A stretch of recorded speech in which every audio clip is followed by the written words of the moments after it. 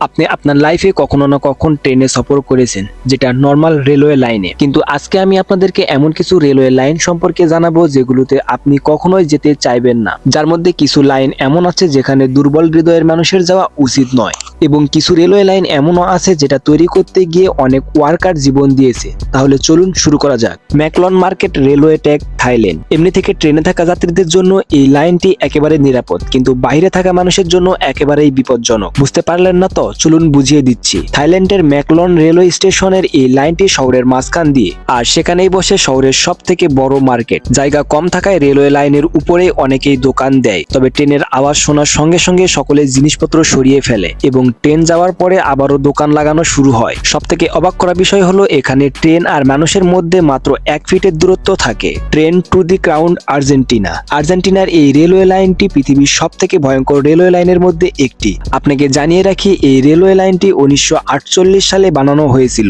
আর এটাকে কমপ্লিট করতে 27 বছর সময় লেগেছে। বন্ধুরা, এটাকে ট্রেন টু দি ক্লাউড বলা হয়। আর এই রেলওয়ে লাইনটি মাটি থেকে 4220 মিটার উপর দিয়ে বানানো হয়েছে। এর কারণে মানুষ এই রেলওয়ে লাইনে সফর করার সময় ভয় পায়। এই লাইনটিতে 31টি টানেল এবং 29টি ব্রিজ রয়েছে। আর এই রেল লাইনটি উত্তর পশ্চিম আর্জেন্টিনাকে চিলি দেশের সঙ্গে সংযোগ করে।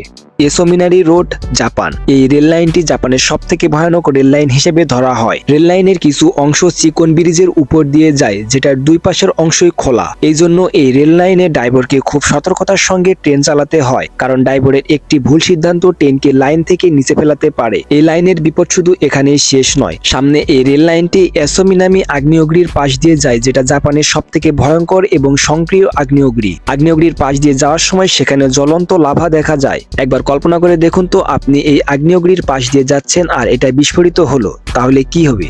Rameswaram railway track, Chennai. বন্ধুরা, আপনারা তো এই পর্যন্ত অনেক ভয়ানক রেলওয়ে লাইন দেখলেন, কিন্তু এবারে দেখবেন ভারতের সব থেকে বিপজ্জনক রেল লাইন। দক্ষিণ ভারতে অবস্থিত এই রেল লাইনটি তামিলনাড়ুর রামেশ্বরমকে পাম্বাদ দ্বীপের সঙ্গে যুক্ত করে। এই কারণে এই ব্রিজটিকে পাম্বাদ ব্রিজও বলা হয়। ব্রিজটি লম্বায় প্রায় 2 কিলোমিটার। এই ব্রিজটি নির্মাণ শুরু হয়েছিল আগস্ট 2011 সালে, আর 24 ফেব্রুয়ারি 1914 সালে এই ব্রিজটি নির্মাণ সম্পূর্ণ হয়। এই ব্রিজ দিয়ে সফর করার সময় যাত্রীরা বাহিরের দিকে তাকালে চতুর্দিকে শুধু পানি আর পানি দেখতে পায়। সব থেকে ভয়ঙ্কর ব্যাপার হলো যখন বড় বড় ঢেউ ওঠে, তখন যাত্রীদের শ্বাস বন্ধ হয়ে আসে।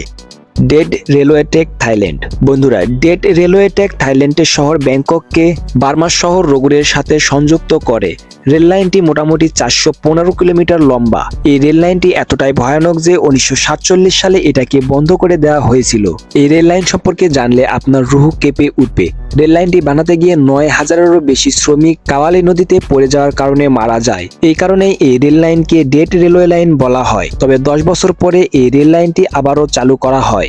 এখানকার শীতল হাওয়া, অতিরিক্ত উঁচু এবং আঁকাবাঁকা রাস্তায় ট্রেনে সফর করা যাত্রীদের লোম দাঁড়িয়ে দেয়। তো বন্ধুরা, এই ছিল পৃথিবীর সব থেকে ভয়ঙ্কর রেলওয়ে লাইনগুলো। এর মধ্যে থেকে আপনাকে সব থেকে বেশি রোমাঞ্চকর কোনটা লেগেছে অবশ্যই কমেন্ট করে জানাবেন।